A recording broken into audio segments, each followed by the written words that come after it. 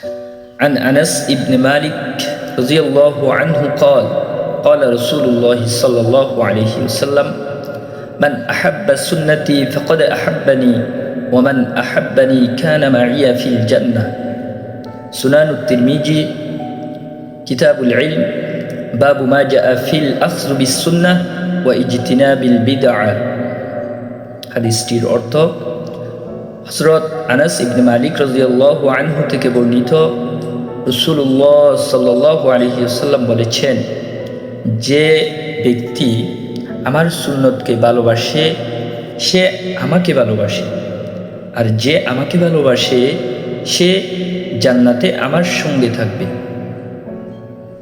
অর্থাৎ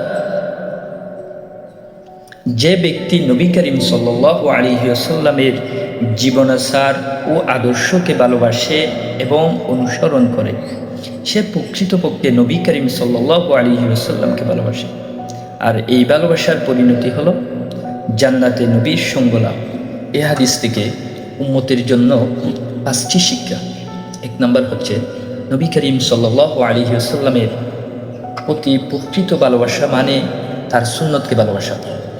শুধু মুখে নবী করিম সাল্লাল্লাহু আলাইহি ওয়াসাল্লামকে ভালোবাসার দাবি করলেই চলবে না, তার জীবন দ্বারা আমল, আখলাক ও নির্দেশিত পথকে ভালোবাসা এবং অনুসরণ করাই হলো সত্যিকারের ভালোবাসার প্রমাণ। 2 নম্বর শিক্ষা হলো সুন্নত পালনই জান্নাতের পথ। এই হাদিসের শেষাংশে নবী করিম সাল্লাল্লাহু আলাইহি ওয়াসাল্লাম প্রতিশ্রুতি দিয়েছেন, যে আমাকে ভালোবাসে সে জান্নাতে আমার সঙ্গে থাকবে। অর্থাৎ নবীর সুন্নত অনুযায়ী জীবনযাপন করাই জান্নাতের নিশ্চিন্ত পথ।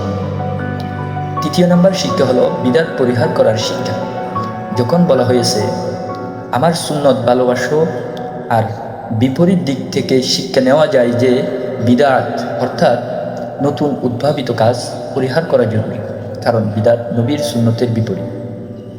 4 নম্বর শিক্ষা হলো ভালোবাসা কর্মের মাধ্যমে প্রমাণ করতে হবে, শুধু আবেগ নয়, বাস্তবে নামাজ, আখলাক, দান, সুখে দুঃখে সবর করা, এসবের মাধ্যমে নবীর সুন্নতের অনুসরণ করলেই বোঝা যাবে আমরা তাকে প্রকৃত ভালোবাসি। 5 নম্বর শিক্ষা হলো জান্নাতে নবীর সঙ্গ লাভের আশাবাদ। এই হাদিসে উম্মতের জন্য বড় প্রেরণা।